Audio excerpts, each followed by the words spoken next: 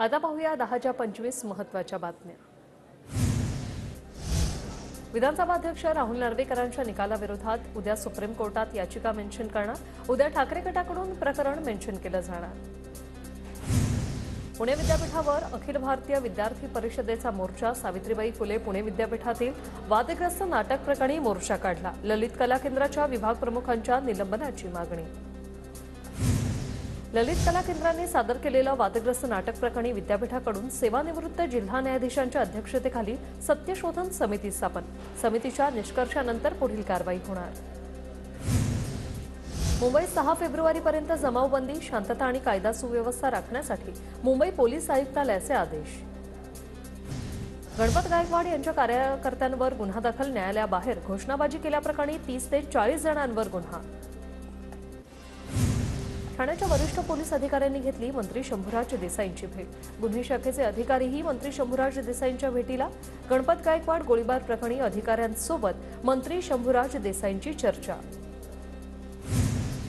गणपत गायकवाडांसह आणखी 7 जणांवर अॅट्रॉसिटीचा गुन्हा दाखल। जमिनीच्या वादावेळी जातीवाचक शिवीगाळ केल्याचा शेतकऱ्यांचा आरोप। देवेंद्र फडणवीस पाव उपमुख्यमंत्री। उद्धव ठाकरेंची फडणवीसांवर टीका, तर होडी घालून करामती केल्या ते भाजपवरच उलटल्या। भाजपचा पक्ष संपला, माझी शिवसेना तर आणखी फोफावली, ठाकरेंचं वक्तव्य। कोकण दौऱ्यात उद्धव ठाकरेंच्या मनगटावर रुद्राक्षाची माळ। बाळासाहेबांप्रमाणे उद्धव ठाकरेंच्या हातात रुद्राक्षांची माळ पाहायला मिळाली। गद्दारीचा शिक्का कधीच पुसला जाऊ शकत नाही। उद्धव ठाकरेंकडून दीपक केसरकरांचा डबल गद्दार असा उल्लेख।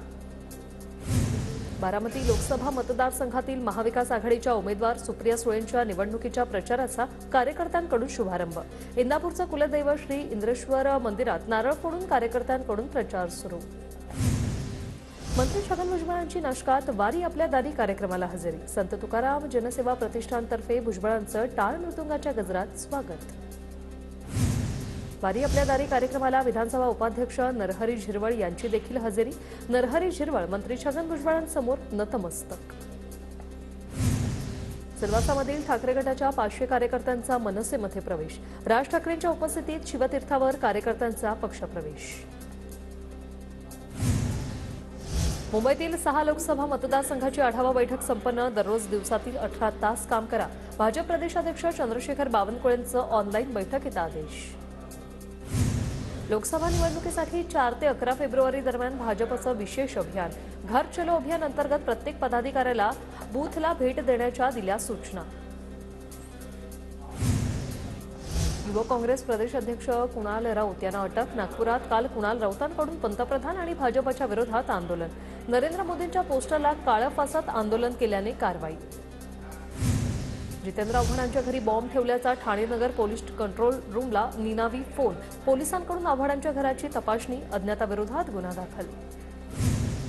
महाराष्ट्राच्या विकासकावर बारीक लक्ष ठेवताना डोळ्यावर ताण पडला, म्हणून डोळे दुरुस्त करून घेतले। मुख्यमंत्री शिंदेंचं मिश्किल विधान।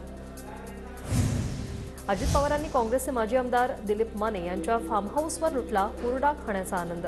दिलीप माने आणि अजित पवार यांची मैत्री आजही तितकीच घट्ट असल्याचं पुन्हा एकदा समोर। पाकिस्तानच्या गुप्तहेराला मेरठमधून अटक। मॉस्कोमधील भारतीय दूतावासात या गुप्तहेराने काम केल्याची माहिती। सत्येंद्र सिवल असं अटक करण्यात आलेल्या गुप्तहेराचं नाव।